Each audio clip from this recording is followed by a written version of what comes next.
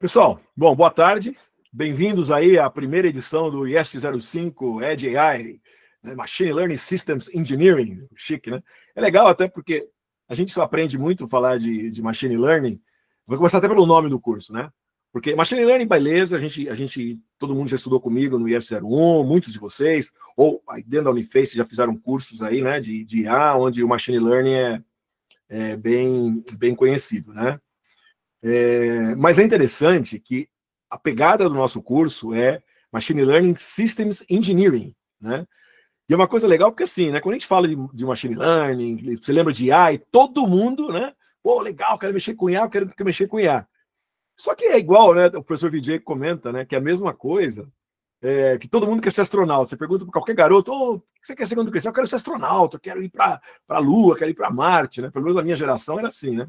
A gente queria ser astronauta.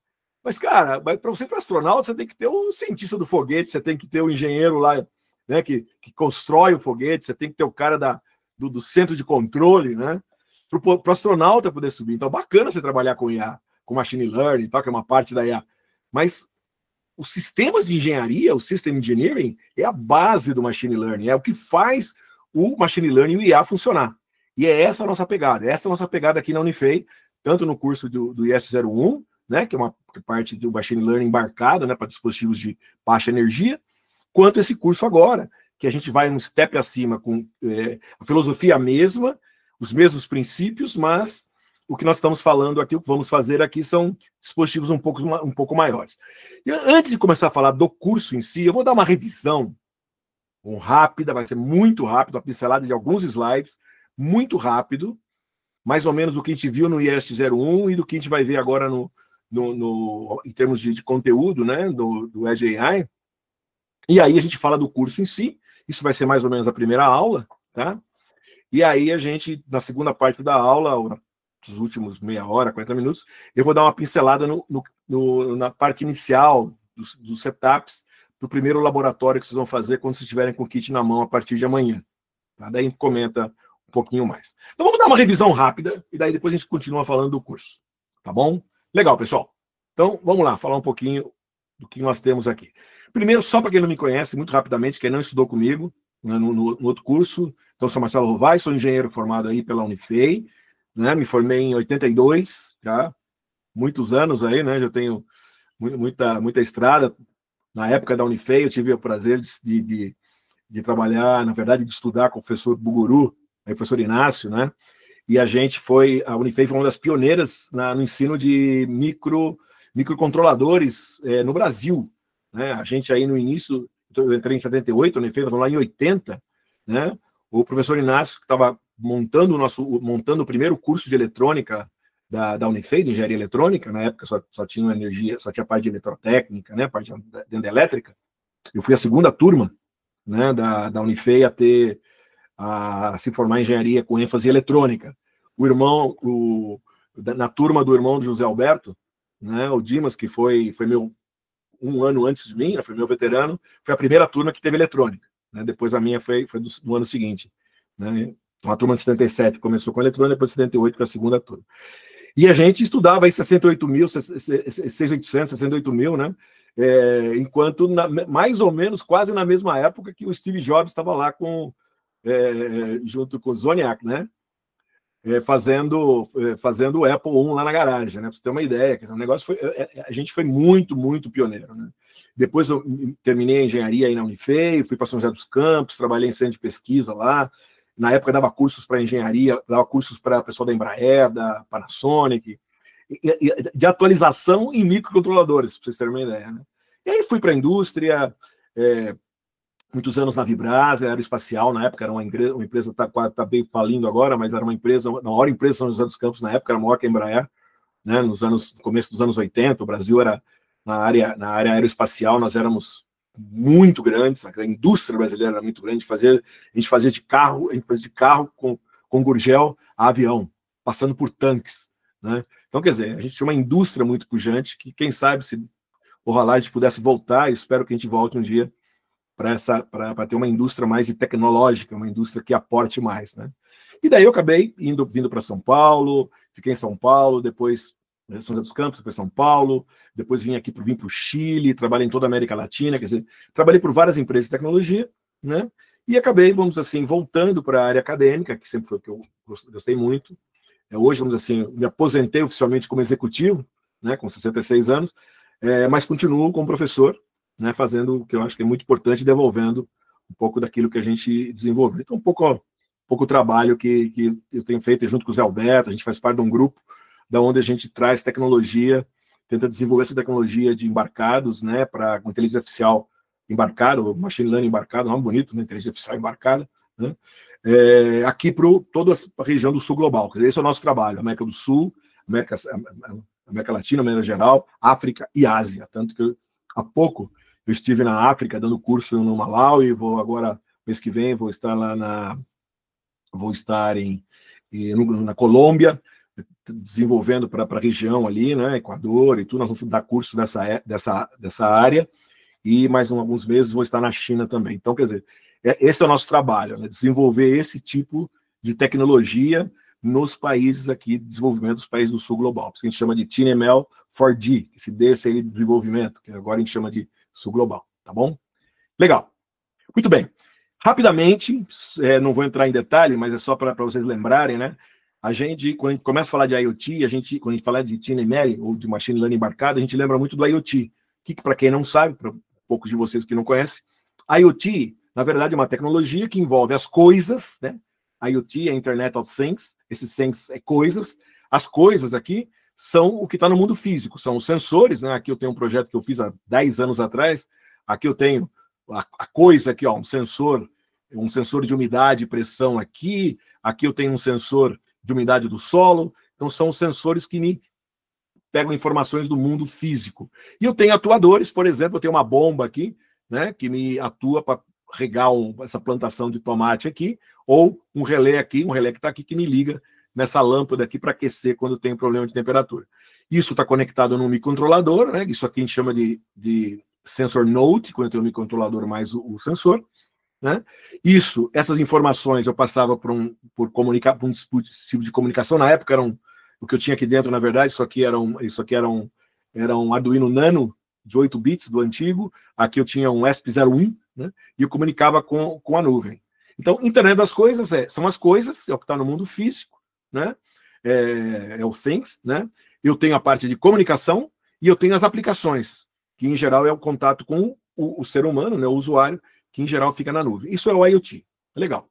Aí o que nós passamos a ver depois, porque como eu gerava muitos dados desse sistema e levava isso para a nuvem, veio uma ideia legal. Então eu vou começar a fazer o que a gente chamava de AIoT. Eu vou aproveitar esses dados, né, e vou começar a treinar modelos de inteligência artificial aqui na nuvem para trabalhar com esses dados para fazer o quê? Para prever um futuro, acionar quando necessário, etc. Não precisar tomar as decisões localmente. A ideia era muito legal, mas isso me trazia muitos problemas aqui. Problemas de banda, porque eu tinha que passar muita informação, né, para a nuvem, problema de latência, porque demorava para fazer isso, problemas com energia, tá certo? Porque quando eu trabalho aqui na nuvem, eu gasto muita energia, eu tenho os computadores enormes aí, né? Confiabilidade, imagina que eu estou, por exemplo, fazendo um sistema aqui, meu telefone, que ele abre quando ele olha meu rosto e abre, né? Bacana, isso é um sistema de inteligência artificial, né? Agora, imagina que cada vez que ele olhar para mim aqui, ele tem que ir para a internet. Quer dizer, se eu não tiver internet, meu telefone está morto, eu não consigo abrir meu telefone. Eu tenho problema de confiabilidade, né? Ou privacidade, né? Eu espero, quando esteja falando aqui, né? Ou eu posso chegar meu telefone e chamar aqui, pegar uma Alexa aqui da vida e chamar, ô Alexa, não sei o quê. Eu espero que ela não esteja aqui, né? Me ouvindo o tempo todo, tá certo? Bom, nem vai estar porque não está nem ligado. Mas se ela for capturar tudo, é impossível, né? E eu nem queria. Eu tinha problema de latência, imagina todos os dispositivos de suporte no mundo ter que mandando informação. Eu tinha problema de banda, de latência, etc. E muito importante, privacidade também, né? Então, legal. Então, qual a solução que a gente tem? A solução é pegar esse modelo que estava aqui na nuvem e trazer ele para a borda, né? Para a borda, para o edge, né? E fazer com que ele, vamos dizer assim, o modelo trabalhe junto ao mundo físico. tá ok? Quando eu faço isso, eu vou eliminar todos aqueles issues, né? Porque aqui, o que vai acontecer? Eu vou capturar os dados do sensor, vou entrar com os dados do sensor no modelo, e o modelo vai tomar a decisão, por exemplo, de como atuar. Eu até posso mandar o resultado da inferência, que é o resultado quando eu exponho esse modelo a dados novos, por exemplo, para as nuvens, mas usando, por exemplo, um LoRaWAN, por exemplo, que é um sistema que eu posso passar de baixa energia, que eu mando só pequenos pacotes de dados, só de vez em quando. Tá? Legal. Então, só para ter uma... Então, da onde veio, né? O IoT e o TinyML estão muito interligados, né? Muita gente, inclusive, chama isso aqui de IoT 2.0, que é o Intelligence of Things, em vez de Internet of Things. Então, é um pouco esse miolo, vamos dizer assim. Né? Quando a gente olha, a gente sai do IoT e vem para o mundo do Machine Learning embarcado. Legal. Então, quando eu estou falando de Machine Learning embarcado ou Edge AI, as coisas estão muito interligadas. Para quem já, acho que muitos de vocês já fizeram um curso de IA na Unifei ou comigo, o Machine Learning é um subconjunto, né, do IA, tá certo? Então, quando a gente fala, é muito vezes que a gente fala, um Edge AI, na verdade, o que eu estou falando é do quê? Do Edge AI. Eu estou falando, na verdade, é um Edge Machine Learning, né, ou TinyML. Tudo isso são Machine Learning embarcado, ou IA embarcado. Quando eu falo IA, na verdade, é Machine Learning. A gente usa muito os termos intercambiáveis. Lembrando que tudo Machine Learning é IA, mas nem todo IA é Machine Learning. Então, só esse cuidado, tá?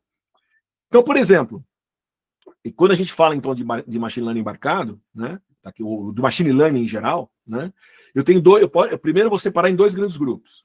O que a gente chama de Cloud Machine Learning, que está lá na nuvem, então é aqueles modelos que estão rodando nos grandes computadores, muita energia, e o que a gente chama de Edge Machine Learning, que é o que está desconectado da nuvem e que trabalha no mundo, junto ao mundo físico, vamos dizer assim. Né? Então, aqui estão os drones, estão os carros autônomos, estão os celulares, por exemplo, tudo isso tem aplicações de Machine Learning, ou inteligência artificial, que rodam nesses dispositivos e são dispositivos embarcados.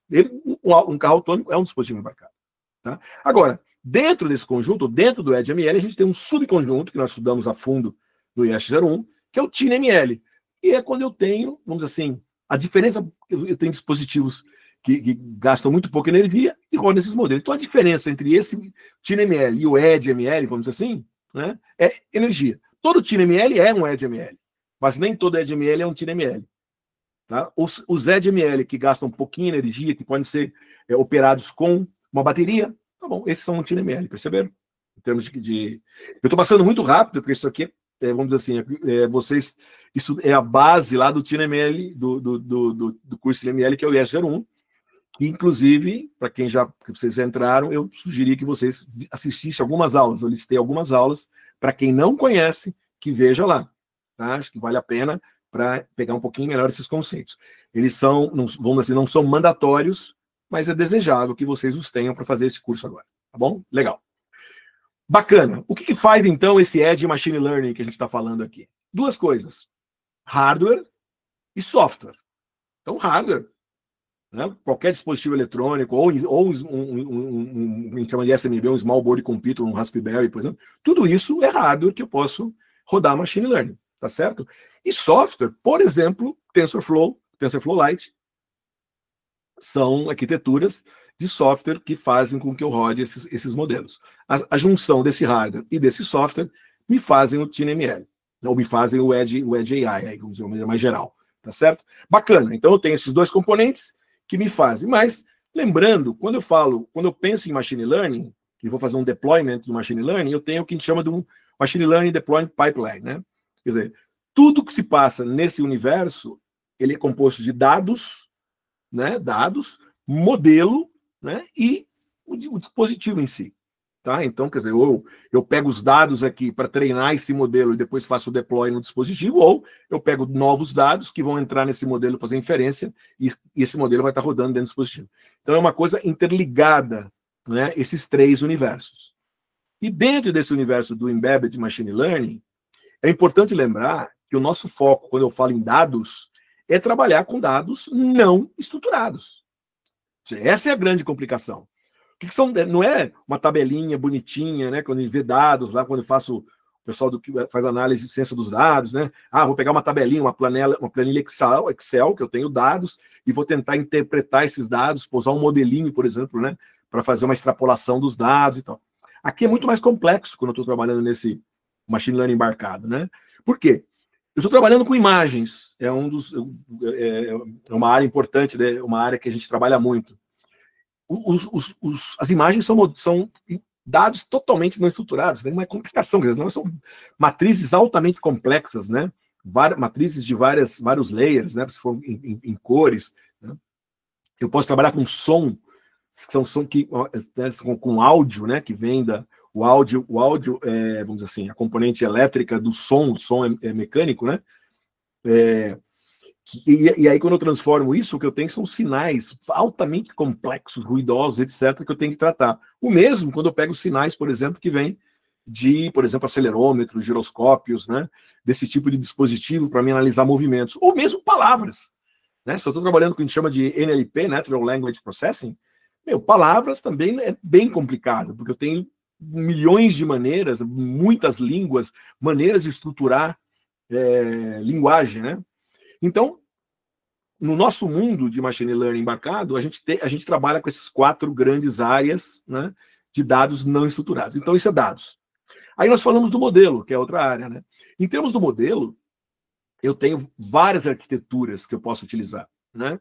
Então, a gente tem desde modelos simples, né, que são modelos aqui de Multilayer Perceptron, né, MLPs, que são os Deep Neural Network, né, que são chamados, tem várias maneiras, ou forward mods, etc. Enfim, são modelos que, por exemplo, eu trabalho para analisar vibrações, para ver detecção de anomalias, esse tipo de coisa. Ou modelos convolucionais, por exemplo, que eu utilizo para classificação de imagens, por exemplo, ou detecção de objetos em imagens, né? Eu posso ter modelos recorrentes, né, que eu utilizo, posso utilizar modelos recorrentes para fazer previsão futura, por exemplo, em linha do tempo, analisar dados de temperatura, pressão, etc., que vai acontecer no futuro, quanto também para fazer geração de texto simples, que tudo começou por aí, inclusive, né, gerar textos com RNN, ou geração de imagens, né, com modelos generativos, e, mais recentemente, o que a gente tem hoje, quase tudo tem usado, que são os transformers, que é baseado numa arquitetura, né, baseada num sistema que a gente chama de sistema de atenção, os attention, né? E é interessante porque, no fundo, esses modelos aqui acabaram hoje, vamos dizer assim, substituindo os GANs, porque eles conseguem também gerar imagem, né? Eles praticamente, a menos que algo muito simples, você nem usa mais os RNN, porque eu faço tudo por aqui. E acabo até substituindo esse tipo de coisa. Mas é importante também lembrar que os transformers, na verdade, ele é uma arquitetura bem um modelo complexo, mas que usa parte de convolução, né, parte de RNN, então, assim, né, parte de MLPs, né, de Multilayer Processor. Então, na verdade, ele é uma maneira de assim, montar os modelos, né, que utilizam tudo que foi visto nos últimos 50 anos. Isso aqui veio tudo desenvolvido nos últimos 50 anos, meio que desembarcou nesse tipo de modelos, que são modelos bem grandes, mas mais recentemente, eles, vamos dizer assim, a gente tem visto diminuição desses modelos para poder rodar em máquinas menores, ok? Perfeito. Então, como é que eu trabalho com tudo isso? Quer dizer, qual que é o grande pulo do gato, né? Quando eu pego, então, eu tenho que trabalhar com dados, modelos, etc. Né? Os dados, beleza, já falei para vocês que a gente vai trabalhar, por exemplo, basicamente com dados que vêm desses 4 grandes áreas de dados não estruturados. O que nós vamos trabalhar muito aqui, né, que a gente chama, se eu pegar um pipeline de ponta a ponta da aplicação, né, quando eu falo do modelo em si aqui, eu voltando àquele desenho anterior, né, dados, modelo e dispositivos, o meu goal vai ser o quê? Pegar esses modelos aqui de trás, né, seja ele qual for, e aplicar técnicas, né, de redução do tamanho. Então, eu vou usar técnicas que a gente chama, por exemplo, de pruning. Eu vou vir aqui e vou ver quais são os, né, pruning é poda, quer dizer, eu vou ver quais são os neurônios aqui que tem pouca relação entre eles e corto a conexão, né, corto o neurônio, enxugo o modelo.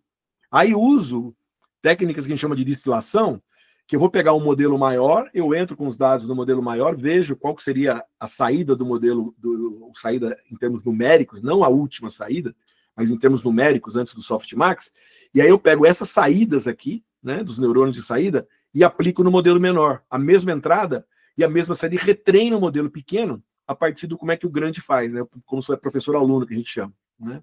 E aí eu consigo fazer que um modelo que eu fiz pruning ou uma arquitetura menor, ele consiga trabalhar da mesma maneira que o grande, quase tão bem quanto o grande. E aí o que eu posso fazer, a última técnica que é muito utilizada é a quantização. Eu pego, por exemplo, como esses neurônios, eles têm a conexão entre esses neurônios aqui, se dão por sinapses, né? E essas sinapses, a conexão é feita com modelos, elas são feitas com números, né? Ponto flutuante, em geral, treinados com 4 bytes, 32 bits. E o que eu faço, eu quantizo. Em geral, para modelos de TinyML, que quem fez rodou lá nos nossos modelos no curso de ES01, a gente faz quantização de 8 bits. O que a gente vai ver nesse curso, inclusive, é quantização de 4 bits para mim rodar modelos de linguagem em pequenas placas, em pequenos computadores como o Raspberry, por exemplo. Ok? E, olhando agora o terceiro ponto, que é o hardware, só para lembrar vocês, né? A gente tem uma gama, quer dizer, uma diversidade muito grande. Também essa acaba sendo um desafio, né? A gente trabalhou bastante nessa área aqui durante o curso de S01, né? A gente desenvolveu modelos de vibração, né? A gente fez modelos de áudio para reconhecimento de palavras, inclusive modelos de imagem também rodando com dispositivos, né, dessa área. A gente usou no nosso curso o Arduino Nano, né? Que a CPU dele é um Cortex M4, né? Agora, quanto mais assim, poderosa é a aplicação, mais complexa é a aplicação aqui, né? Aqui eu tenho modelos de detecção de anomalia ou vibração, detecção de som, classificação de imagem, detecção de objetos, ou LLMs aqui, né? Chats, por exemplo, um chatbot da vida. Quanto mais alto eu vou nessas aplicações, né? Mais poderoso tem que ser meu hardware, né? Quando eu trabalho com baixa potência, que é mais ou menos nessa área, é o que a gente chama de TinyML, que nós vimos no curso de S01. E quando a gente usa aplicações que demandam mais energia, mas também são offline, vamos dizer assim, são embebidas, é o que nós vamos ver nesse curso aqui do IEST 05. Aqui entra na categoria dos Raspberries, dos smartphones, dos Jetson, que são dispositivos mais complexos. A gente tem visto recentemente, nos últimos 2, 3 anos, o aparecimento de um dispositivo que é as NPUs, né? As unidades neuronais, né? E os micro NPUs, que são pequenos dispositivos por hardware que eu rodo modelos de redes neurais dentro dele. E com isso, eles acabam fazendo que os dispositivos pequenos fiquem muito, muito, muito poderosos. Vocês querem ver, por exemplo, alguns exemplos. Aqui a gente tem o Grow Vision da Seeed, que é um dispositivo que custa 20 e poucos dólares, né? E ele tem aqui dentro um Ethos U55. Além de ele ter dispositivos com Cortex M55, o M55 está acima disso daqui, né? Que eu tenho um M7, são mais poderosos que esse aqui, né? E aí eu tenho aqui mais essa NPU. Com isso, eu consigo fazer com que eu rodo com, a gente chama de meio top, ou seja, 500 milhões de transações por segundo. É muita coisa. Gastando 350 miliwatts, com muita baixa energia. Ou a gente vê câmeras hoje em dia, a Raspberry tem, a OpenMV, dentro da própria câmera, eu já tenho unidades ali dentro, por exemplo, que já me fazem detecção de objeto, classificação de imagens dentro da própria câmera. Eu rodo as redes neurais ali dentro, também gastando muito pouca energia, e muito rapidamente. Então, em vez de eu fazer isso no meu dispositivo, eu faço isso na própria câmera, gastando muito pouca energia. E deixo o meu processador, vamos dizer assim, para outras tarefas, que não que é uma tarefa que gasta bastante energia, né? Que é a tarefa de fazer de rodar, de fazer inferência na rede neural.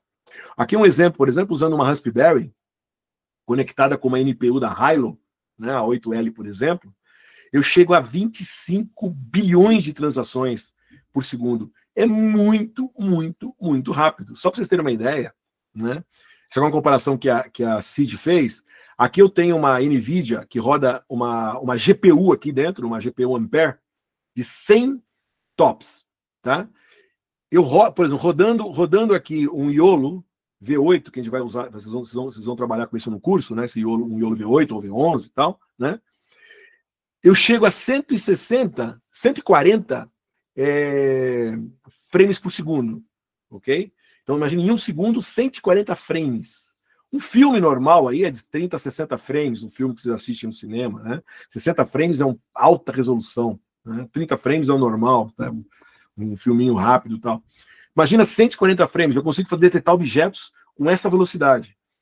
Quando eu coloco a NPU Hilo no meu Raspberry, que ele, aqui, por exemplo, eu vou pegar aqui, ó, em amarelinho, por exemplo, aonde ele sozinho, ele faz 1.7 frames por segundo, quer dizer, eu consigo rodar aí 1 a 2 frames durante um segundo, com esse cara aqui, eu vou a 80 frames por segundo. Então, para vocês terem uma ideia, eu mudo de patamar. Tá? Só que isso aqui, por exemplo, isso aqui foi feito com um ampere de 16 GB.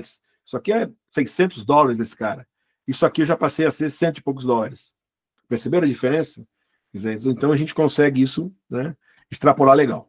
Eu fiz um benchmark bem rapidinho, usando dispositivos pequenos, né, só para você ter uma ideia, fazendo aqui uma classificação de imagem, usando, por exemplo, um modelo que o pessoal do curso de S01 desenvolveu lá, trabalhou lá, que é o Mobilinet V2. Nós vamos trabalhar com o Mobilinet V2, possivelmente já na aula que vem, né?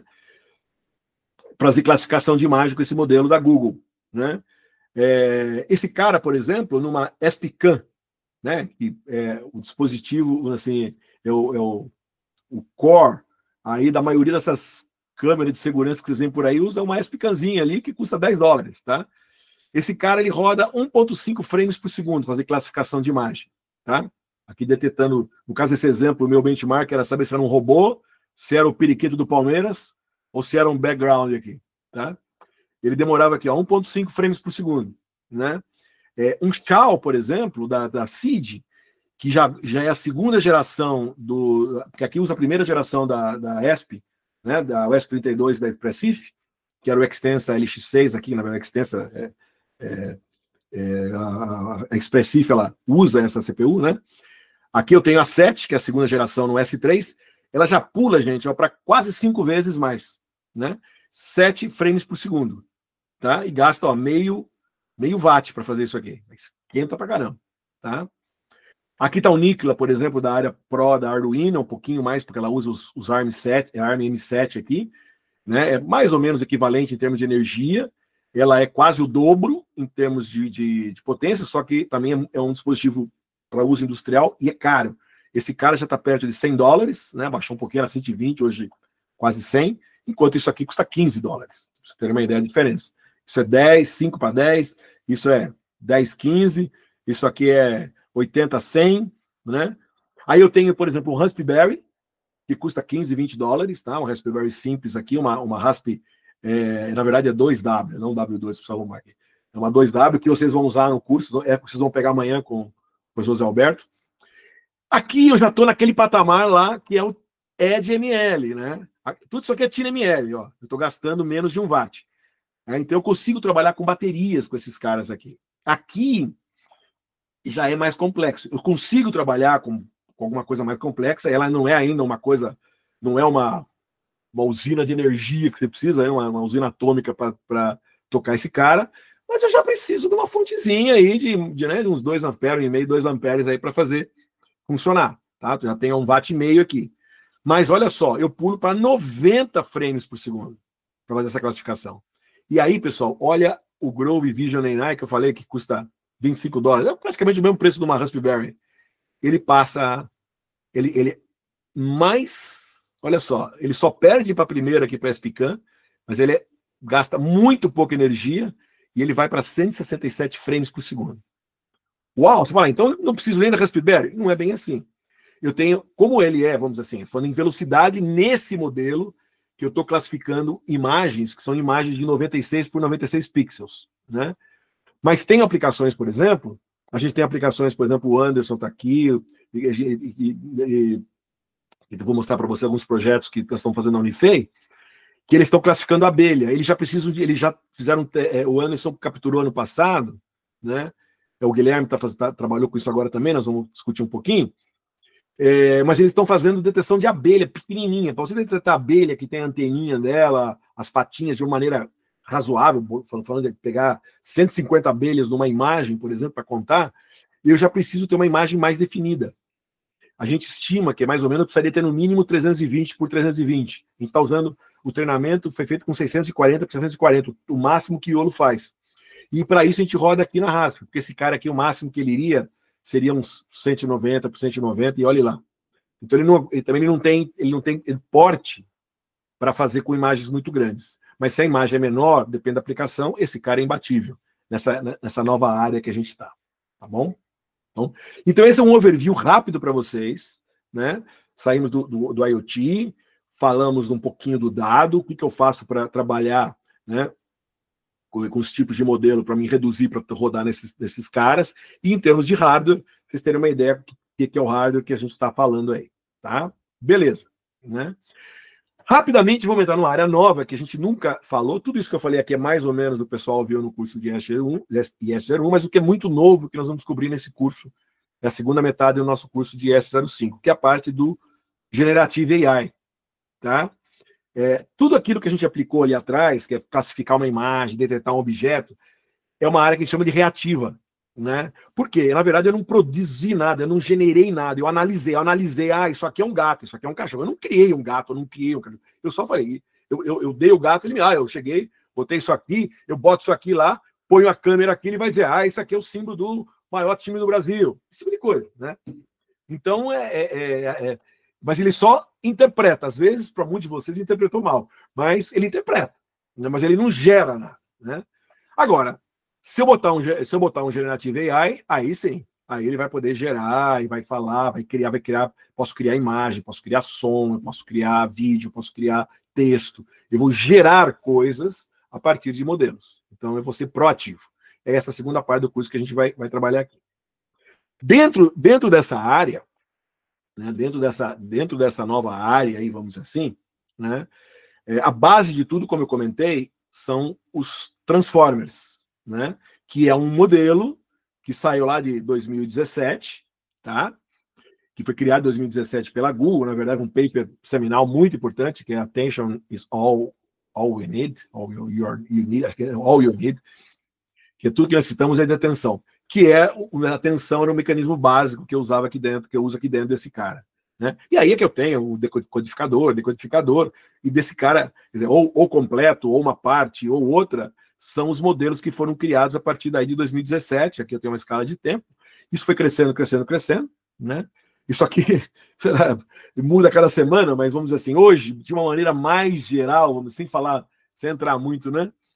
A gente tem os grandes modelos hoje, que são modelos fechados, são modelos pagos, modelos de linguagem, né? Por exemplo, o Gemini, né? Os Gemini da Google, tá? São muito bons. Os GPT, que vamos dizer assim, são os da OpenAI, que são os modelos mais desenvolvidos, tem vários, acabaram de lançar o 5, muita gente está criticando, né? Que ele englobaria todos. Na verdade, ele é uma espécie de router que ele usa vários dos modelos intermediários, porque na verdade hoje eu tenho um modelo que é bom para fazer texto, eu tenho um modelo que é bom para fazer busca, eu tenho um modelo que é bom para fazer criar código, né? Então, quer dizer, depende de como é que você retreina o modelo para ele trabalhar. Tem o Claude da Anthropic, que também para mim, é o melhor modelo para geração de código, por exemplo, hoje em dia. É excelente o Claude. Né? O Claude, por exemplo, foram executivos, foram pesquisadores que brigaram com o Sam Altman aqui da OpenAI e criaram a Anthropic. Da mesma maneira que você tem o Elon Musk, né, o maluco lá do Elon Musk, que também foi um dos fundadores da OpenAI, brigou, e hoje ele desenvolveu, aí tem o Grok, que é o modelo dele também, que, vamos dizer assim, é um modelo fechado, que mais ou menos ali briga com todos esses daí. Uma hora um lança fica um pouco melhor, aí o outro lança o outro, eles estão brigando, um melhor que o outro, mas são pagos. Né?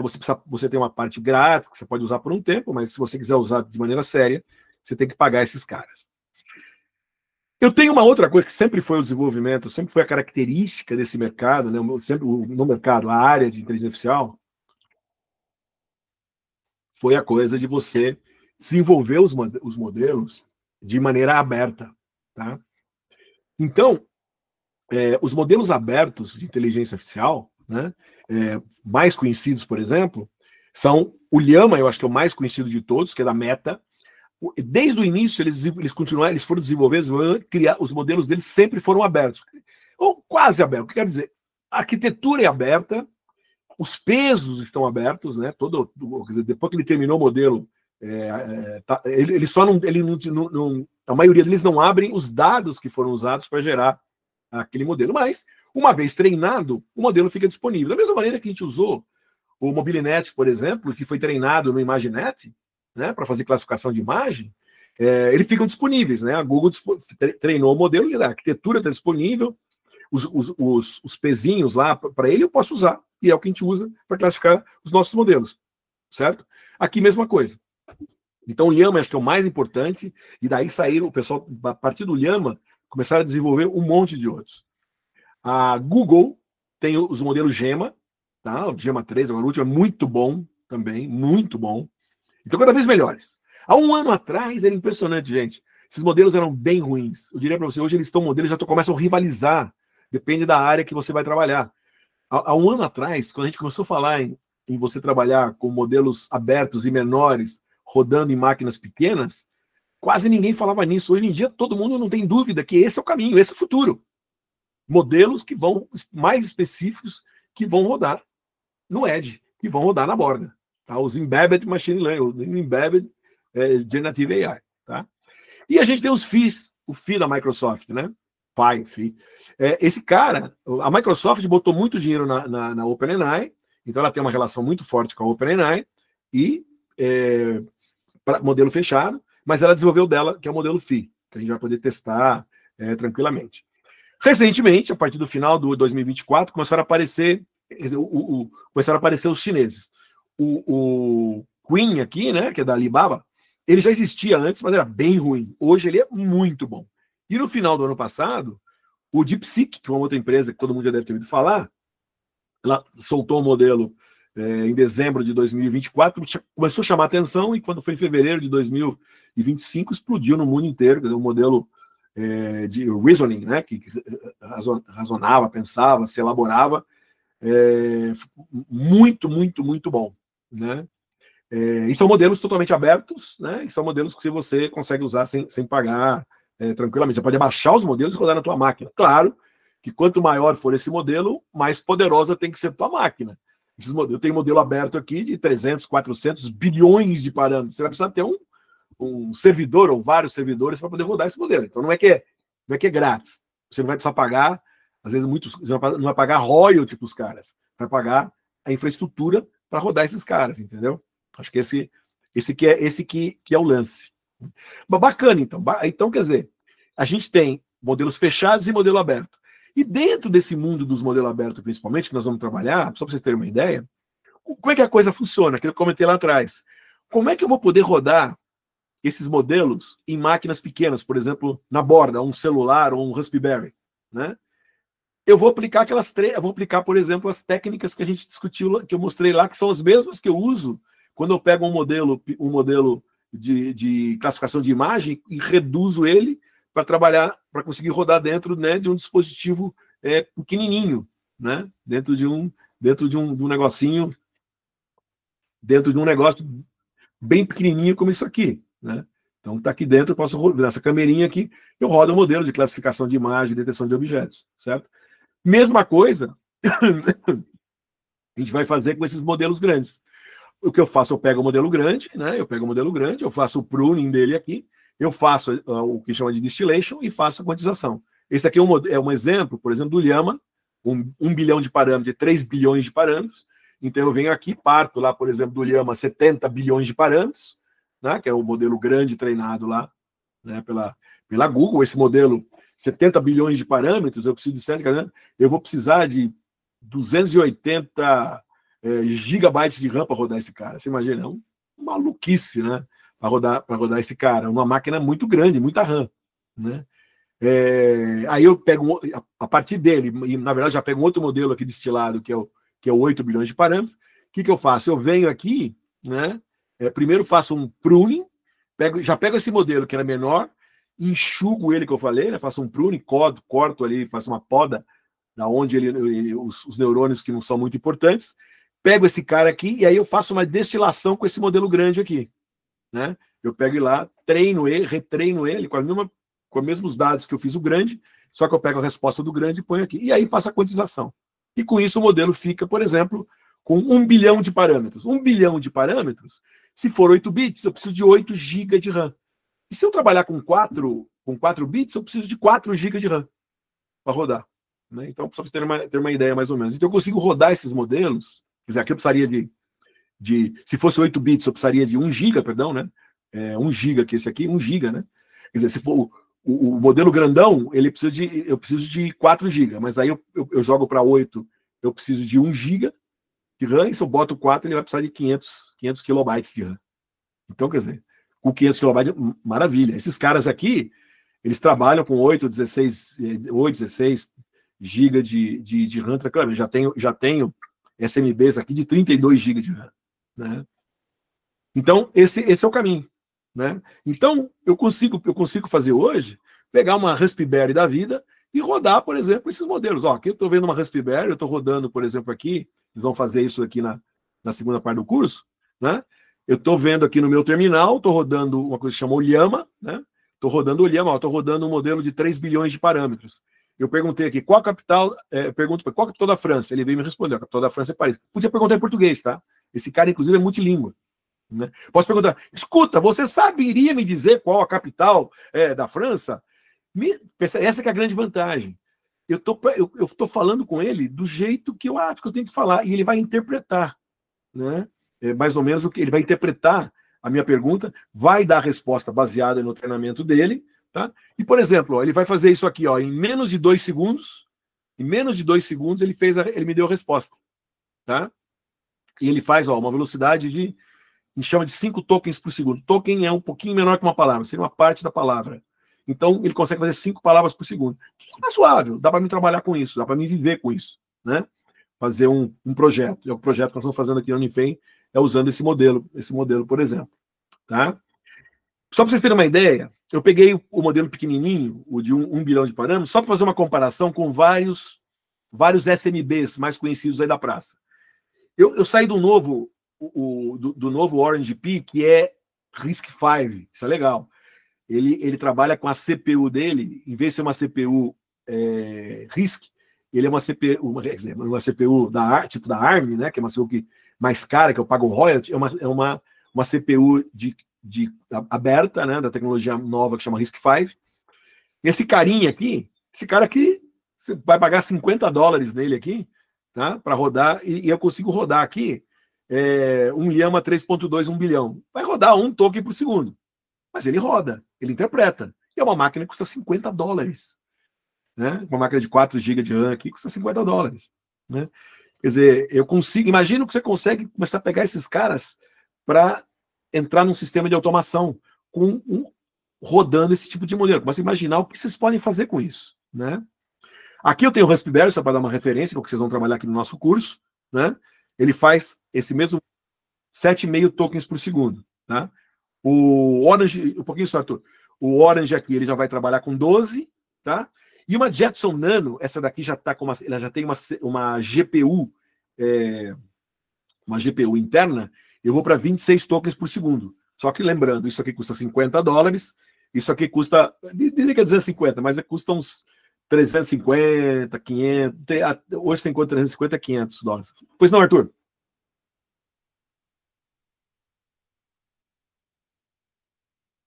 Ah, ok, tá bom, ficou sem. Legal? Então, só para vocês terem uma ideia, né? Ô, Rodão, então vai lá, Rodão. Consegue me ouvir, professor? Beleza, pode falar. Eu tinha visto um vídeo que lançou recentemente o GPT-OSS, que é o modelo Open do GPT, o de 20 bilhões e o de 120 bilhões. Eu vi gente rodando o de 20 bilhões em notebook, por exemplo, com 24 GB de RAM, mais ou menos. Como é que está fazendo isso, mais ou menos? Não, porque é quantizado, é 20 bilhões, mas ele deve, por exemplo, se fosse 8, ele quando é treinado, esses caras, muitos eles já são disponibilizados em 16 bits. Então, o 20 bilhões já precisaria de 40 GB de RAM, certo? porque eu tenho 2 bytes. 8 bits é o normal, então eu conseguiria já quantizar para 8 bits, eu precisaria de 20 GB para rodar um de 20. E se eu quantizar ele a 4 bits, eu já preciso de 10, mas aí não é exatamente, na verdade, a gente otimiza, ele vai precisar de 12, 14, mais ou menos. Então, um notebook de 16 GB, ele conseguiria rodar. Agora, eu estou falando de CPU, né? Conseguiria rodar, só que é lento. Agora, o que o pessoal tem feito rodando, eu pego um notebook com uma GPU, e aí eu rodo ele dentro da GPU. Tá certo? Então, eu tenho a GPU rodando e tenho a CPU. Eu posso rodar híbrido também. Então, mesmo que eu tenha uma GPU de 8 GB, a GPU tem 8 GB ou 16 GB de RAM, e eu tenho um notebook de 16 GB, eu posso tentar usar o máximo possível dentro da GPU e rodar o resto, por exemplo, dentro da CPU. Vou perder, vamos dizer assim, performance, mas consigo rodar. Tá certo? Certo, sim. Só mais uma coisa, professor, Pois não. se puder perguntar. E tem estudo sobre rodar com NPU também? EPU? NPU. Que, por Tem. exemplo... Não, tem. Na verdade, é interessante. A tua pergunta é legal. Olha, eu não fiz ainda, mas este cara aqui, tá? Esse cara, mas que ainda é muito novo, mas principalmente esse cara aqui, que ele roda com a CPU dele, quer dizer, a NPU, né, o bloco de processamento dele, que é da Rock, Rock, o que é mesmo? Bom, ele tem NPU ali dentro. Ele tem uma NPU. Mas, por exemplo, rodando a plataforma normal que eu fiz, eu peguei a mesma plataforma para todos, rodando em Oyama, e usei só a CPU deles. Tá? Com exceção desse que, como eu já tenho disponibilidade, porque isso aqui é da NVIDIA, e essa GPU da NVIDIA, eu já tenho o CUDA, que já está otimizado para mim rodar essa GPU aqui. Então, beleza. Então, quando eu rodei o modelo de inteligência artificial aqui dentro da NVIDIA, ela já foi direto para a GPU. Tá? Agora, esse carinha aqui, ele tem NPU, esse carinha também tem NPU e esse cara também tem NPU. Só que não rodou, tá? Automaticamente. Aí, o que existe, na verdade? A Rockchip, eles estão disponibilizando o que eles pegam. Eles pegam um modelo lá, o Llama 3B, rodam, fazem um modelo especial para poder ter a vantagem de usar NPU. E aí eu venho aqui, carrego esse cara. Então assim, o modelo foi trabalhado, né, com um framework específico que vai poder fazer o uso da NPU.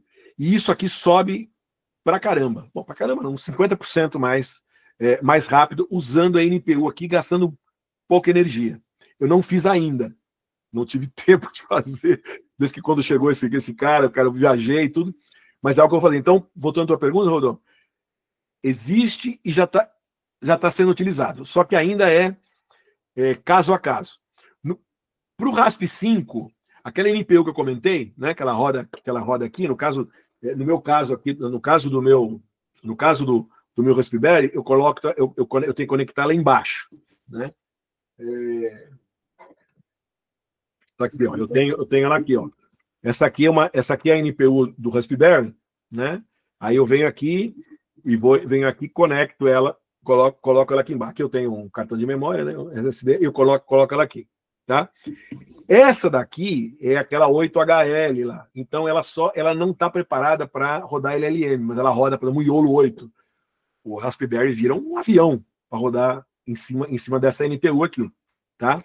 Agora, esse mês acabou de ser lançada a versão 10 que roda modelos de linguagem, tá? Então já tem o chip, né? Então, muito possivelmente, nos próximos meses, a gente vai ver a versão que vai rodar na RASP. Mas vai ser o mesmo processo. Eu vou ter que adaptar os modelos para fazer uso da NPU. Mas é boa a tua pergunta. É algo que já tem, sim. Tá bom? Legal? Bom, Então, vamos lá. Então, isso foi tudo questão de hardware, né? O que a gente vai ver também ao longo do curso é legal é o seguinte: quando eu pego esses modelos, né, diminuo os modelos, né, preparo eles para rodar nesses equipamentos, o que acontece é que a gente tem muito, vamos dizer assim, a gente perde muita coisa, né? Então, o que a gente vamos ver são técnicas que eu vou fazer com que esse cara funcione melhor. A primeira técnica mais importante é a técnica de agentes, né? Agente é uma coisa, agente que é outra, mas basicamente você imagina que eu vou pegar a minha LLM e vou fazer uma pergunta. A gente faz até você num dos laboratórios, vocês vão fazer esses testes, né? Você vai lá vai pegar na tua LLM lá, vai botar no Raspberry e falar: me multiplique 1, 2, 3, 4, 5, 6. Se você pegar mesmo o ChatGPT e mandar ele multiplicar 2 números grandes, a probabilidade de ele errar é enorme. Porque esses caras, na verdade, eles são treinados para gerar a próxima palavra. O que eles fazem no fundo, é uma geração probabilística que, dada uma entrada, qual que é o próximo token de saída, vamos dizer assim, né? E ele se embanana para fazer conta. Mas aí o que eu posso fazer? Eu posso usar um agente aqui, né? Quer dizer, pegar o meu LLM e transformar ele em um agente. O que significa isso? Significa que, na verdade, eu vou mesclar as coisas. E o que eu vou fazer é usar o próprio cara, o próprio SLM, vamos chamar, né? Que é o LLM. O GPT é um LLM, né? ChatGPT é a aplicação, né, de chatbot que usa o GPT, né? Aqui eu vou pegar o Llama, por exemplo, né? Eu vou pegar o Llama, que é um modelo, e vou botar o Llama lá dentro da Raspberry.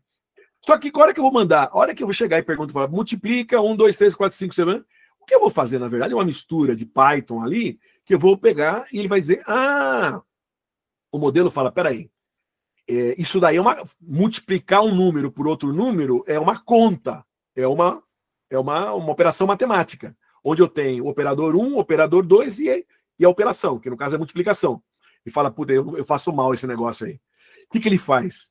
O próprio SLM vai dizer: opa, ele vai fazer o quê? Ele vai chamar as ferramentas dele, que no fundo, um programinha em Python, e ele vai chamar um programinha em Python, que o programa em Python é operador 1 multiplicado por operador 2 é igual resultado.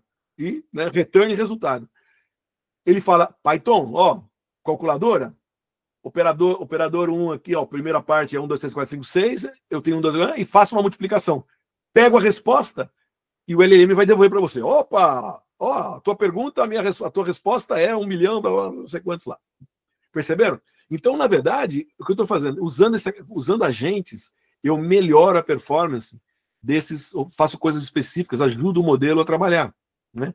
Posso fazer o que a gente chama de function calling. Então, um exemplo, por exemplo, que eu fiz, um tutorial que eu publiquei, está no livro para vocês trabalharem também, não vai precisar fazer no laboratório, mas quem quiser pode brincar com isso. Por exemplo, eu pegava uma imagem e eu queria pegar essa imagem e dizer assim, eu queria que sempre respondessem igualzinho. Eu pego uma imagem qualquer e ele vai dizer assim, a imagem mostra Machu Picchu, latitude e longitude, ela fica no Peru e ela dista 2.262 quilômetros do Chile, onde eu estava, por exemplo, no caso. Como é que eu faço? O LLM, vocês já viram, cada vez vocês podem fazer a mesma pergunta, de repente ele responde diferente.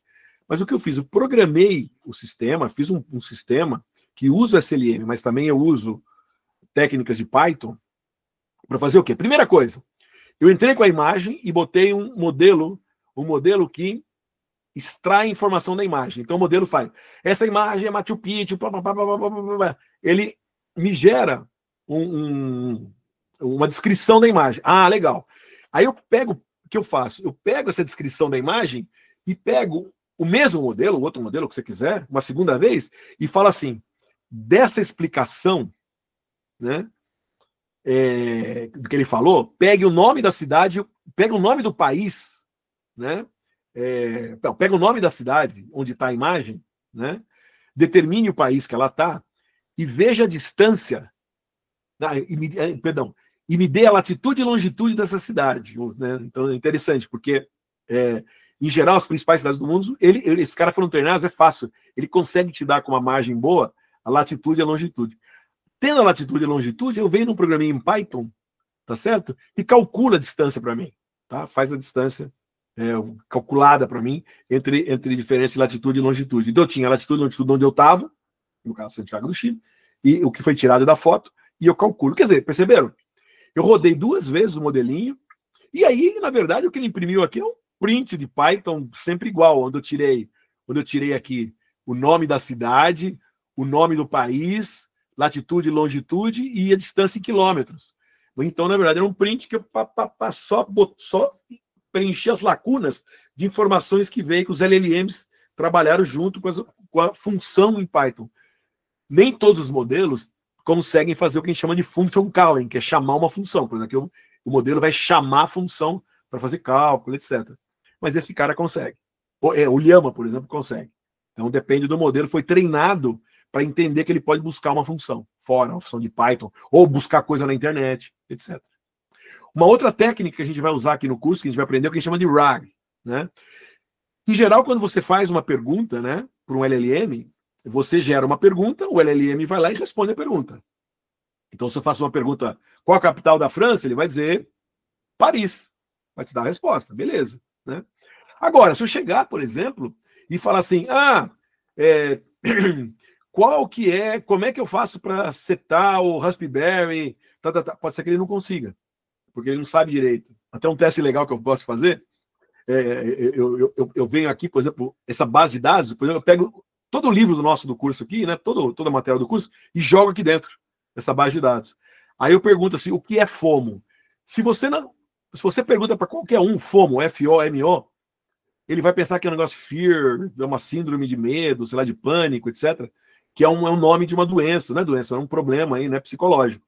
Ele responde sempre isso. Mas quando você tem no livro, FOMO é o nome de um modelo de detecção de objetos desenvolvido pela Edimpulse. Então, quando você vai fazer a pergunta aqui, ele vai te responder, vamos dizer assim, correto. E o que eu fiz aqui, na verdade, então o que eu faço? Eu pego uma base de dados, transformo isso em vetorial, e agora, quando eu faço uma pergunta, eu pego essa pergunta e a partir dessa pergunta, eu vou procurar na base de dados pedaços da base de dados que são parecidas ou que têm relação com a pergunta que eu fiz. Eu vou melhorar, fazer um enhancement, um augmentation aqui, né, do meu prompt. Eu vou gerar. E com isso, o meu SLM vai ficar com mais informação para poder responder para mim. Então, uma outra técnica, RAG é uma outra técnica que a gente vai usar, vamos trabalhar no curso, né, para utilizar esses modelos menores. Pois não, Ryan? Professor, quando se trata de RAG, é até ideal você trabalhar com SLM, por ele ter uma base de treinamento, né, um background bem menor do que considerando um LLM, por exemplo, que já tem um background bem maior, né, já que você quer que a resposta final dele mantenha o mais próximo possível da base da knowledge base, né, no caso. É mais indicado o uso do SLM?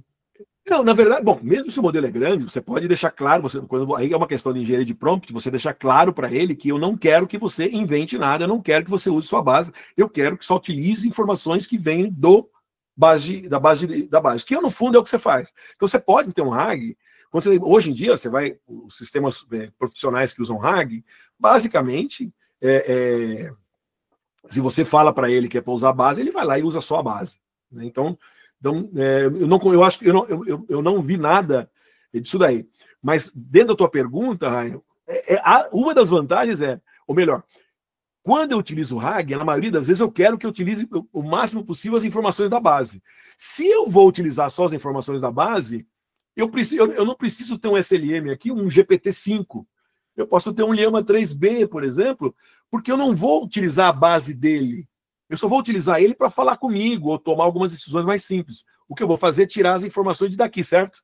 Então, eu acho que a resposta melhor para você é, quando eu uso o RAG, se a minha ideia é usar só as informações do RAG, por exemplo, eu posso querer o RAG mais alguma coisa. Esse cara pode ser pequeno, tá certo? Mas eu posso usar um grande desse que eu programe ele para ele seja bom, ele seja treinado para entender bem o meu prompt, que eu falo, não, eu quero usar uma menor aí. Vamos dizer, eu não quero que você extrapole, use só a informação daqui. Como a tarefa é especialista, né, não tem a necessidade de um modelo generalista.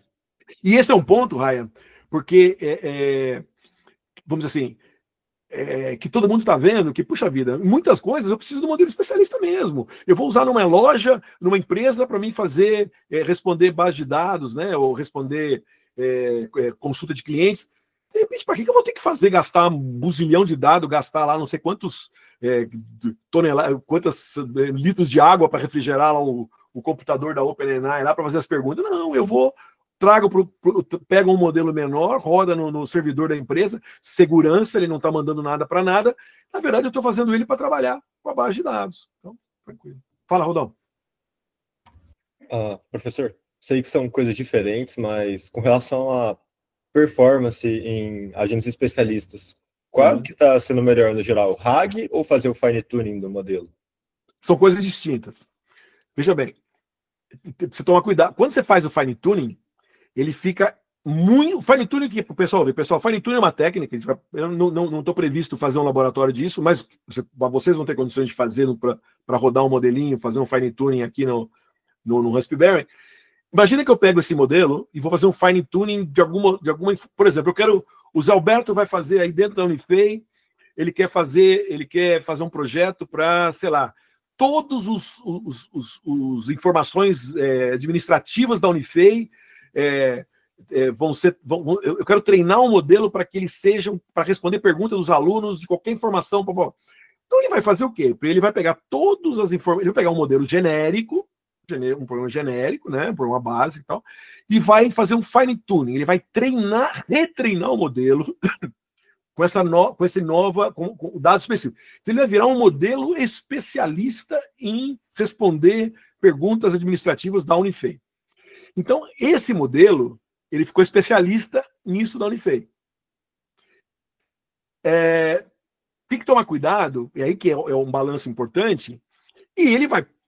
A linha de corte vai ser com os dados que ele... Vamos supor que o Zé Alberto fez isso com todos os dados de 2024. Tudo que foi criado novo em 2025 não está lá. Tá? Então, eu vou pegar talvez esse modelo e usar um RAG, e dentro do RAG... Então, esse modelo aqui ele foi treinado, fez um fine tuning para todos os dados até 2024. E aqui eu vou botar os dados de 2025. Mas tem que tomar um cuidado. O que acontece é o seguinte: quando você treina esse modelo para ele virar o especialista em administrativo da Unifei, o administrator, o yamatator da Unifei, né? Ele perde a capacidade generalista dele. Ele passa a não ser um cara tão bom para interpretar coisas. Então tem que tomar cuidado. Tá certo? Então esse é um balanço. O fine tuning ele fica muito bom naquilo que ele faz, mas ele perde a característica geral dele.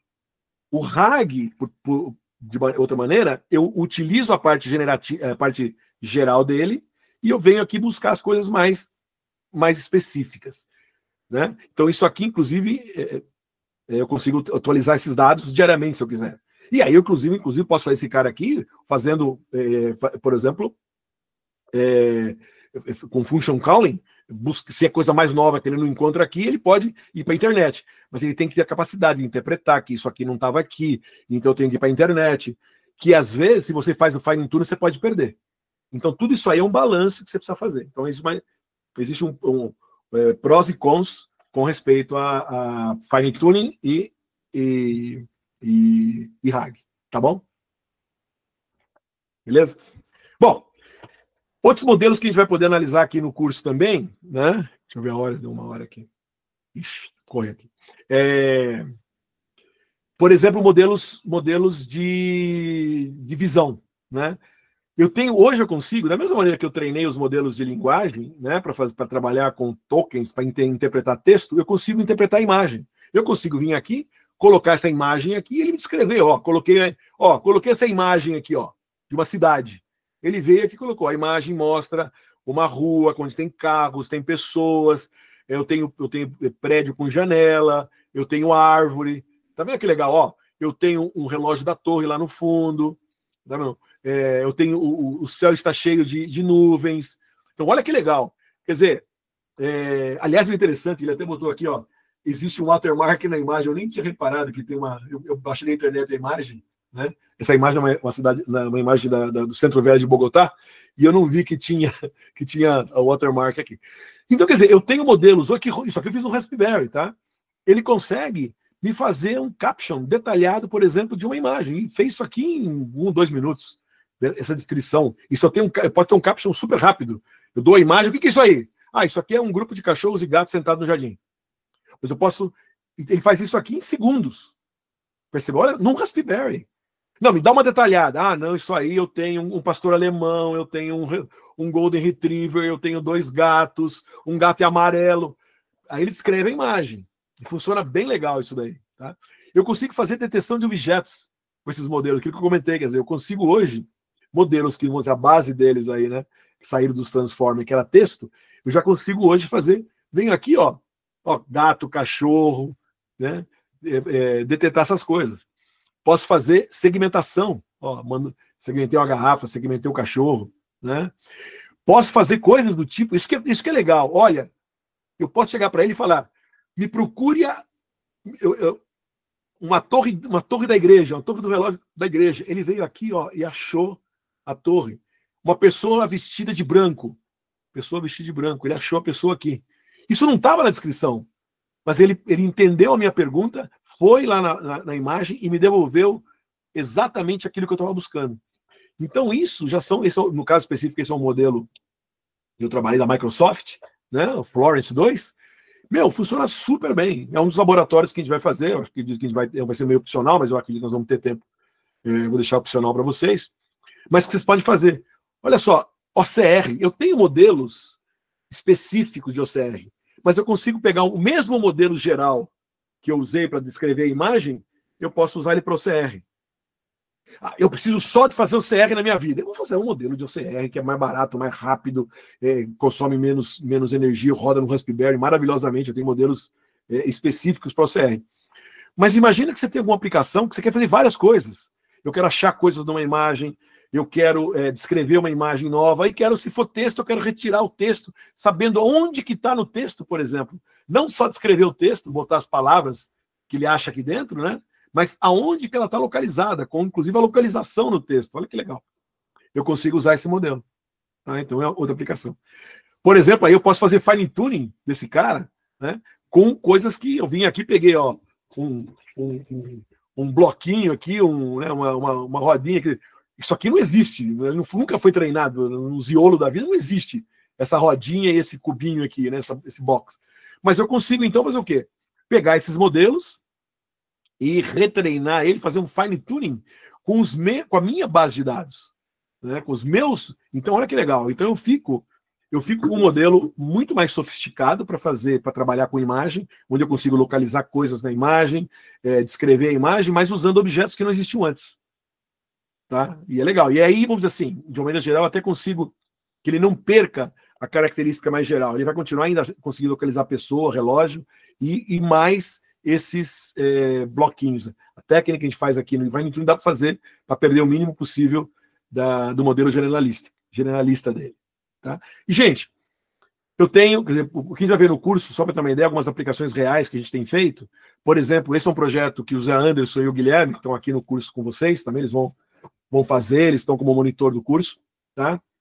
O Guilherme está terminando, o TCC do Guilherme é esse projeto, e a tese do mestrado do Zé Anderson também é esse projeto, aonde eles estão contando abelhas, tá? Isso aqui, ó, foi a contagem de abelhas já das fotos que o Anderson tirou, né? Aqui está a traquitana que eles botaram, ó, na frente da colmeia, lá do sítio do professor Maurílio, do PIT aí da Unifei, né? Eles foram lá e eles estão contando as abelhas na frente lá da colmeia. Tá? E qual que é a ideia, né? O projeto do Anderson foi trabalhar com essas imagens e o projeto do Guilherme foi fazer toda a parte de Linux, né? Embarcado, aonde a câmera toma a imagem das abelhas, né? O modelo que o Anderson treinou conta as abelhas. Aí o Guilherme, no projeto que ele fez, ele pega informações de temperatura, pressão, a hora do dia, né? E ele guarda isso numa base de dados, né? De maneira totalmente automática, etc., usando o Linux embarcado. Então, esse é o trabalho que eles estão fazendo, né? Outro projeto, esse projeto é de um aluno meu do curso de pós-graduação lá da universidade, do curso PRIA, que chama um curso de robótica e IA, conjunto com a Federal da cidade do Rio Grande, a UTEC de Montevidéu, Universidade Tecnológica de Montevidéu, e a Universidade de Rafaela, na Argentina.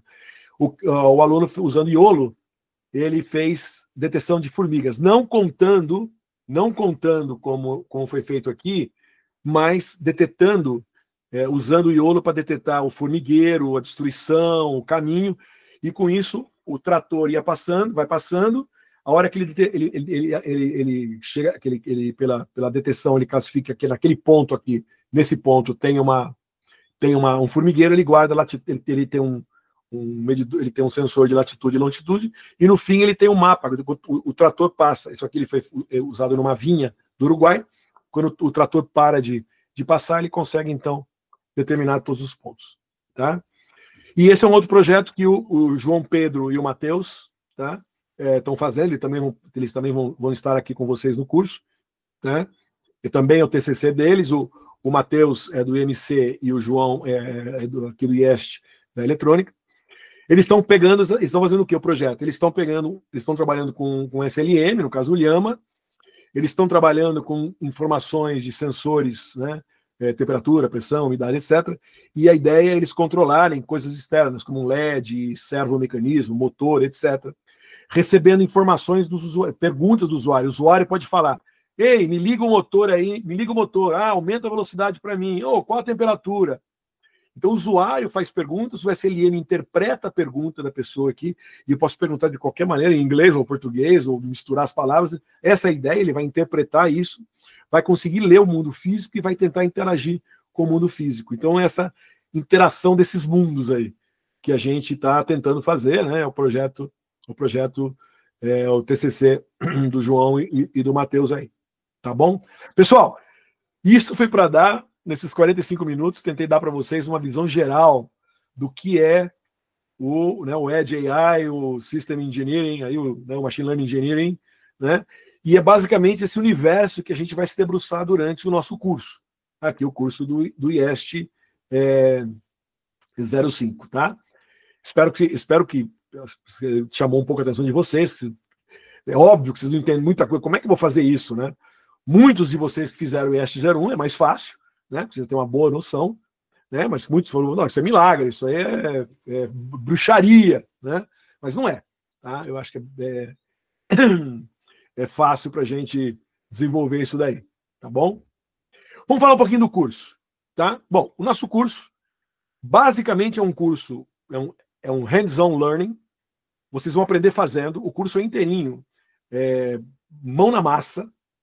Vamos ter algumas aulas comigo, não todas. As primeiras semanas eu acredito que nós vamos acabar tendo, todas as quartas-feiras nós vamos se encontrar aqui para as primeiras semanas. Eu vou avisar sempre, a semana tem aula, em princípio vai ter, mas vai chegar um ponto que eu vou deixar vocês e vou só tirar dúvida, porque a ideia é que vocês leiam o material que tem no livro. O livro, na verdade, eu vou atualizando esse livro, melhorando ele ao longo da... E vocês vão trabalhando. Cada um de vocês vai ter um kit e vão trabalhar. E aí vocês vão aplicar várias ferramentas, Linux, Python, TensorFlow e PyTorch, vão trabalhar com Google Colab, vão trabalhar com Edge Impulse, vão trabalhar com Ultralytics, RoboFlow, LangChain, etc. E um monte de arquiteturas, de ferramentas, de software que vão trabalhar. Tá? E, em termos de hardware, na primeira metade do curso, vocês vão trabalhar com Raspberry Pi 0 2W, só vou arrumar tudo isso aí, 2W, tá? E a segunda metade com Raspberry 5. Por que vai ter que mudar para o 5? Porque o 2, esse pequenininho, vocês não conseguem mexer com SLM ainda, tá? Então eu preciso de um maior. Então nós vamos se juntar em grupos para trabalhar com o Raspberry 5 na segunda parte do curso aí, tá bom? Bacana. Como comentei, a primeira parte do curso, que a gente chama de Fixed Function AI, onde nós vamos trabalhar com basicamente classificação de imagem e detecção de objetos. É só isso que a gente vai trabalhar, só para ter uma noção como é que eu trabalho de maneira mais profissional e como é que eu trabalho num projeto de ponta a ponta, né? Trabalhando com ferramentas, não só com o Mobilinet, mas com o Iolo, por exemplo, como é que eu trabalho com isso e dentro de SMBs como uma Raspberry, pequena aqui, tá? E na segunda parte do curso, nós vamos trabalhar, então, com o Raspberry Pi 5 na parte de Generative AI, que é a parte proativa, que é a parte geracional. Tá? Então, na primeira parte, nós vamos desenvolver, então, exemplos de como classificação de imagem e detecção de objetos, né? Desenvolver pegar os nossos modelos, treinar os modelos, fazer fine tuning deles e tal. E na segunda parte, nós vamos trabalhar, então, com Generative AI, nós vamos fazer vamos vir aqui, ó, vamos conectar, né, vamos conectar sensores no Raspberry e tal aqui, né? Sensores, atuadores e tal, e fazer o Raspberry interagir com eles, né? Ok? Muito bem. O curso está estruturado, então, em 15 semanas, né? A primeira parte, então, é o Fixed Function AI, que eu comentei, e aqui, Generative AI. Tá? A base vai ser esse livro, né? O livro que eu já escrevi, mas eu estou atualizando ele semana a semana, ele vai... Então, eu sempre deixo disponível a PDF também, mas procurem olhar a versão soft que tem lá, né? O e-book, porque, em geral, eu vou tentar que tudo que eu vou modificando, por exemplo, eu dei uma mudada no setup, aí para adaptar com o que eu vou mostrar para vocês agora, ficar um pouquinho mais fácil de entender. Então já está lá atualizado o setup do livro, tá? Então o livro, basta vocês entrarem aqui no livro, né? Então, quer dizer, o livro está aqui, se eu entrar no livro aqui, né? Se vocês entram no livro, o livro basicamente vocês têm aqui, ó. Então, aqui vocês têm, aqui eu tenho o setup, ele vai, o que eu tenho que fazer, o que eu respeito. O livro está preparado para os dois modelos, então ele vai cobrir tanto que vocês vão ver na primeira parte quanto na segunda. Tá? São basicamente muito parecidos, quer dizer, a gente vai até passar com calma a parte do setup para o Raspberry Zero, mas depois para o 5 vocês vão fazer sozinhos. E aí nós vamos fazer aqui classificação de imagem, aí nós vamos fazer detecção de objetos, né? Dentro da detecção de objetos, a gente vai vir aqui, né? E vamos fazer, aqui, por exemplo, nós vamos trabalhar tanto com, por exemplo, modelos da Google. Na verdade, basicamente eu vou usar só Mobilinet. Isso aqui eu vou deixar para vocês fazerem, porque senão não dá tempo. Mas, e vamos trabalhar com isso. E vamos trabalhar, por exemplo, usando o RoboFlow para fazer os labeling do meu banco de dados. E vou rodar esses modelos tanto usando o Ultralytics quanto usando o Edge Impulse. Tá? Então, essa que vai ser a ideia. Tá? E na segunda parte do curso aqui, então a gente vai ter, então, o que eu comentei, toda essa parte de interação. Aí vocês vão receber vão montar, né? Acho que talvez a gente vá até usar o Raspberry Zero para fazer os testes, para não ter nem perigo de queimar nada. É mais barato se queimar. Daí a gente vem aqui depois e aplica, aprender pelo menos como é que acende LED e lê as coisas no Raspberry Zero, depois a gente, que é a mesma coisa, e a gente depois aplica no Raspberry 5, usando, na verdade, aqui aplicações para a gente poder vir aqui, né? E controlar coisas, que vir aqui e sair controlando coisas, tá? Tá bom? Então, beleza. Então, essas informações estão todas no livro. Como é que vocês vão passar nesse curso? Né? 40% da nota vão ser, basicamente, laboratórios, quizzes e o survey, que vocês deviam ter que entregar hoje, hein? Hoje, vale nota. Que é o pré-survey, que é só responder rapidinho, em 2 minutos vocês respondem. Tá? E no curso, quem fez o curso de ES01 comigo, eu costumava ter um quiz por semana. Né? Eu não devo fazer isso agora. Eu acho que vou deixar vocês ler o livro, porque para vocês têm que ler o livro para fazer o laboratório. O laboratório é semanal, então é muita coisa. Então, se você ler o livro, você vai ter que saber fazer o laboratório. Não são nada complicado, mas você tem que fazer. Né?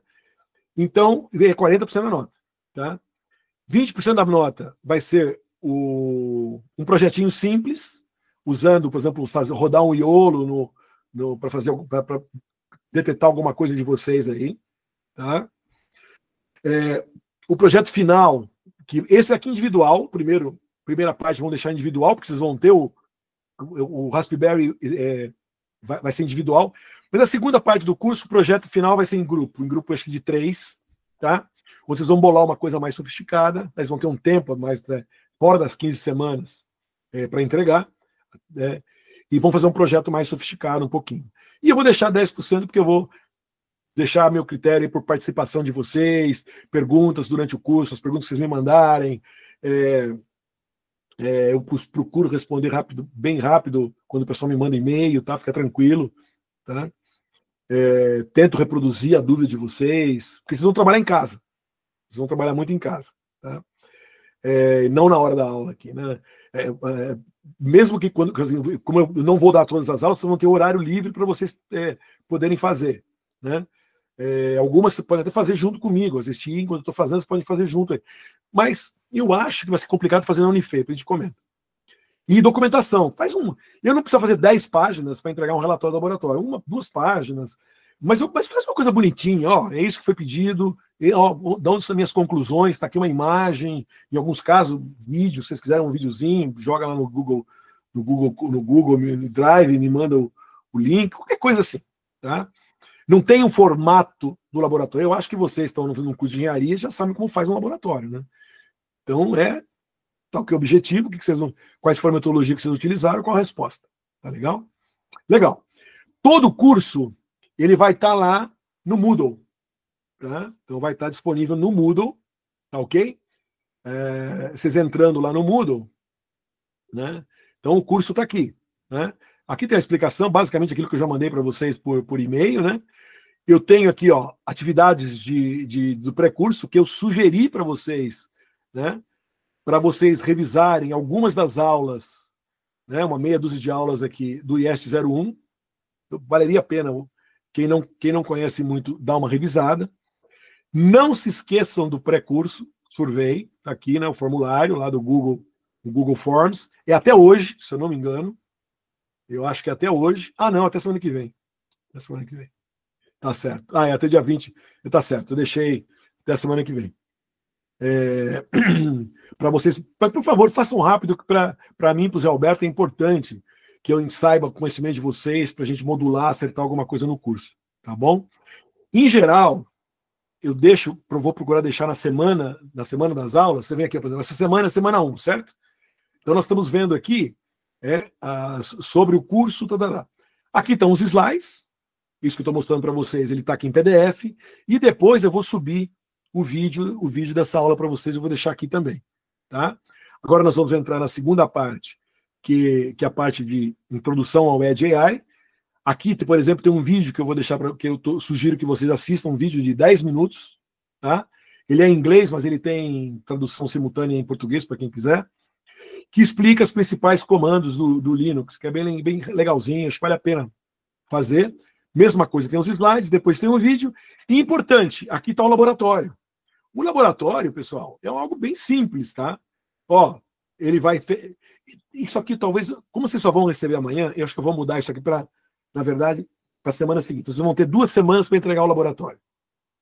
O semestre passado, os alunos reclamaram, porque fica meio confuso, porque o quiz era uma semana depois.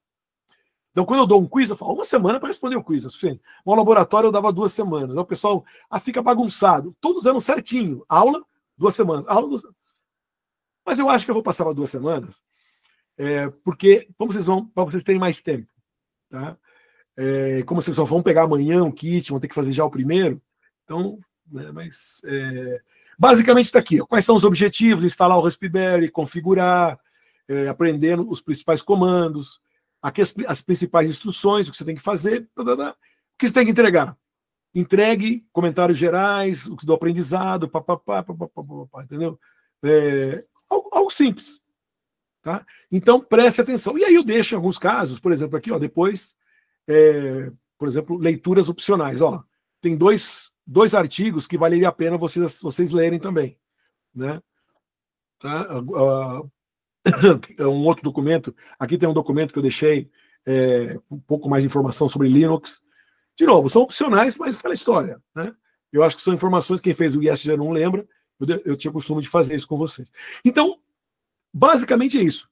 E vocês vão ter, basicamente vai ser, eu devo mais ou menos deixando, o material vai ser entregue na semana da aula, porque é a primeira vez que nós estamos fazendo. Tá? Quem quiser se adiantar, o livro está aí. Né? Lembrando que eu vou modificando, a ideia é modificar um pouquinho o livro. Tá? À medida que a gente vai andando, eu vou atualizando, melhorando, até com a ajuda de vocês, nós vamos trabalhar 225 mãos aqui. Tá bom? Legal. Tá? Então, voltando aqui à aula. Tá? Então, aqui é o que temos lá, né? Pessoal, esse é o livro do professor Vijay, que eu aconselho vocês, que é um livro muito legal. Tá? Esse é um livro muito legal para vocês acompanharem, tá certo? Dentro desse livro tem vários laboratórios e tudo mais, mas vamos dizer assim, os laboratórios que tem no livro aqui, basicamente são são os laboratórios do nosso livro, que eu já tinha mostrado para vocês. Tá? Mas o programa é legal. Todos os laboratórios do livro do professor Vijay de Harvard foram escritos por mim, mas tem uma parte teórica que é escrita por ele e por outras pessoas que também ajudei a revisar. É muito legal, mas é uma base profunda de Machine Learning Systems, aquilo que eu comentei com vocês. Né? Então eu acredito que quem quer se aprofundar na área, vale a pena entrar no livro. E o livro tem toda uma estrutura de IA por baixo do livro, que você pode fazer pergunta, a IA te responde, ele te gera perguntas para te ajudar a responder. Então é um livro muito bacana. Ele vai ser impresso pelo MIT Press o ano que vem, mas vai ficar sempre disponível, a versão aberta está disponível para sempre, é open, é grátis, e inclusive o PDF. Tá lá, o PDF lá tem 1.500 páginas, está disponível, vocês podem baixar também se vocês quiserem. Tá bom? Perguntas?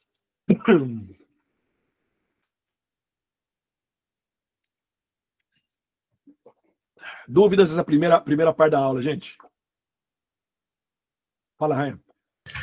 Professor, você comentou, acho que foi no começo, sobre quantização, né? Que eu acabo perdendo um pouco em relação à performance, ou seja, a latência ali de resposta, mas eu consigo rodar um modelo grande em um hardware menor, né? Exatamente. Eu tenho um outro trade-off também, por exemplo, questão de qualidade de resposta, se aquele modelo ele é capaz de fazer function calling, depois de uma quantização ele passa a não conseguir mais executar a function calling. Tem mais algum trade-off envolvido?